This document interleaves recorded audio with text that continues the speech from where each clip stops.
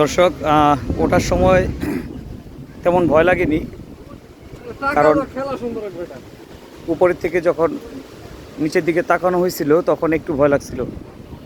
তো তখনই ভাবছিলাম যে উপরে ওঠার পরে নামার সময় কেমন করব। তো সেই দৃশ্যটাই এখন আপনাদেরকে ধারণ করে দেখাবো। অ্যাকচুয়ালি আসলে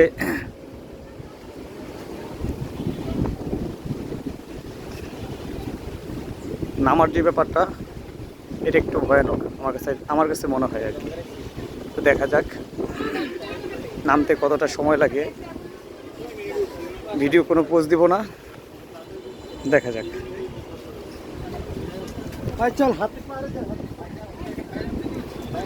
আমরা 270টা সিঁড়ি পার হয়ে এই পাহাড়ের চূড়ায় উঠতে পেরেছি। তো এখান থেকে দেখি নামার সময় কেমন লাগে।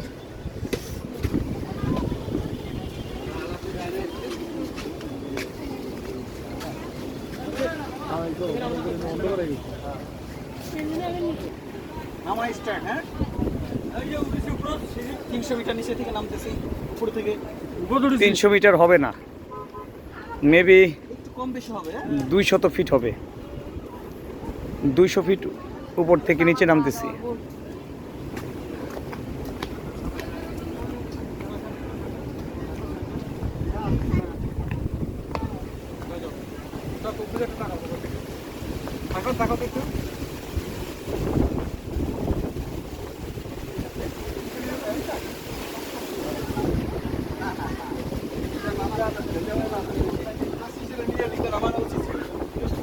দর্শক দেখুন কি অবস্থা। এই সিন দেখলে আসলে হাড় হিম হয়ে আসে, ভয় লাগে। যাদের হাড় দুর্বল তারা আসলে এখানে উঠতে পারবেন না। ওঠাটা যতটা সহজ, নামা হচ্ছে তার থেকেও বেশি কঠিন। দেখুন কি অবস্থা।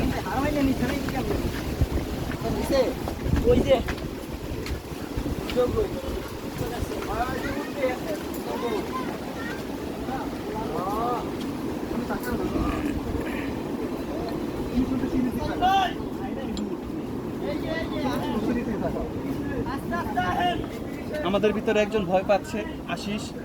আচ্ছা, নামতে খুব কষ্ট হচ্ছে। আপনার নামার অভিজ্ঞতাটা কেমন?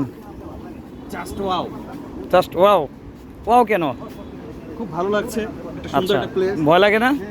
ভয় আসলে ভয়কে জয় না করলে তো আর মজা পাওয়া যাবে না, এই এনজয়টা করতে পারতাম না। রাইট, ওকে। দেখুন অনেক মাঝবয়সী লোক, আন্টি, আমি আরও বয়স্ক মানুষকে দেখেছি এখানে উঠতে। তো তাদের সাহসের আসলে প্রশংসা করতে হয়। যদিও অনেক রিস্ক আছে, কোনো রিস্ক নাই। খুব ভালো লাগছে।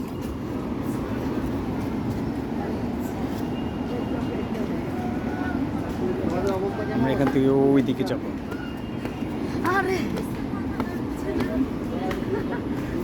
যান, আস্তে আস্তে আস্তে আস্তে যাও।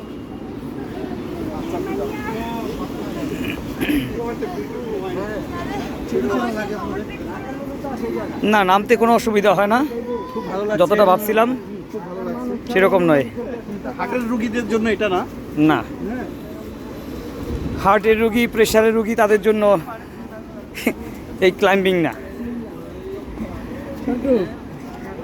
সাবধানে। টাকা নিব না, আপনি করতে পারলে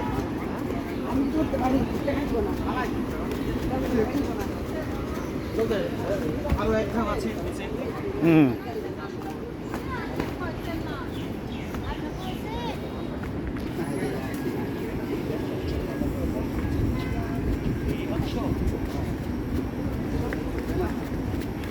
দেখি দেখুন পিচ্চির সাহস কি।